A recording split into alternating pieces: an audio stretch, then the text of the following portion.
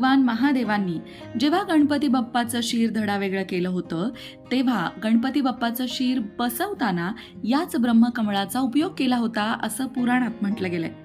ब्रह्मकमळ हे साधारण जुलै ते सप्टेंबर महिन्यामध्ये उमलतात. ब्रह्मकमळ हे मुळातच हिमालयाच्या पर्वतरांगेतील एक फूल आहे आणि हे फूल पांढरं शुभ्र रंगाचं असतं. उमलताना त्या फुलामध्ये महादेवाच्या पिंडीसारखा आकार दिसतो. ब्रह्मकमळ या फुलाचा सुगंध अनुभवण्यासाठी आपल्याला वर्षभर वाट बघावी लागते, कारण इतर फुलांप्रमाणे हे फूल आपल्याला बाजारामध्ये सहजरित्या उपलब्ध होत नाही. ब्रह्मकमळ हे भेट म्हणून देतात किंवा महादेवांच्या पिंडीला भक्तिभावाने अर्पण करतात. असं हे ब्रह्मकमळ सुंदर, मोहक, ऐतिहासिकदृष्ट्या महत्त्वपूर्ण फूल आहे. ब्रह्मकमळ ही एक औषधी फूल सुद्धा आहे. असं म्हणतात की या फुलाला विकलं जात नाही किंवा खरेदी सुद्धा केलं जात नाही. हे फूल कोणी भेट म्हणून दिलं तरच ते आपल्याला लाभदायी ठरतं. धार्मिक दृष्टीने हे